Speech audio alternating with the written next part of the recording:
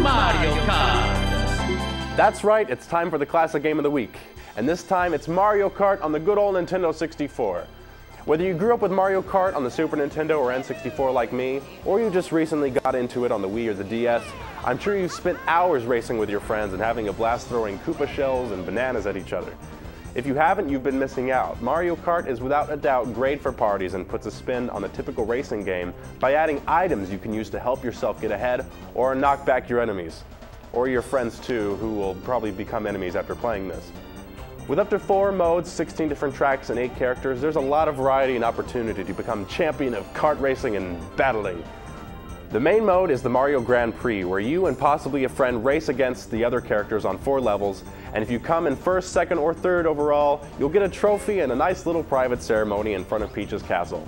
If not, then you'll lose and you'll probably play again, or try another mode like Time Trials, where you race against time, or against a ghost to see how fast you can make a lap around the course. Assuming you have friends, you can also race against only them in versus mode on any track. Usually one person sucks at racing though, so always be ready to console him or her after the match. After you get sick of racing, you can try one of the best parts of the game, Battle Mode, where you and up to 3 of your friends battle in small arenas, shooting each other with shells and using many other items like stars, mushrooms, lightning bolts, and much, much more. Once you run out of lives, which you can tell by how many balloons you have, you lose. If you're the last one standing, you win. It's simple, but it can be very fun and intense, knowing that at any moment you might run into a fake item block, or get star power, or be trapped around a circle of bananas.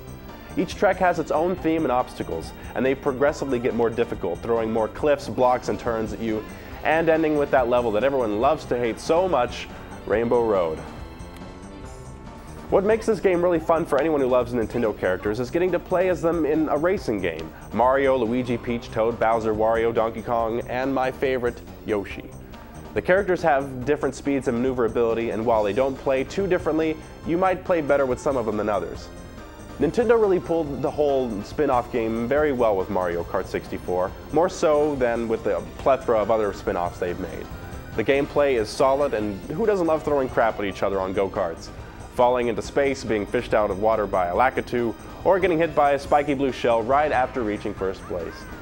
The controls are basic and easy to use, and the experience is enjoyable overall. It's definitely my favorite racing game, and my pick for Classic Game of the Week.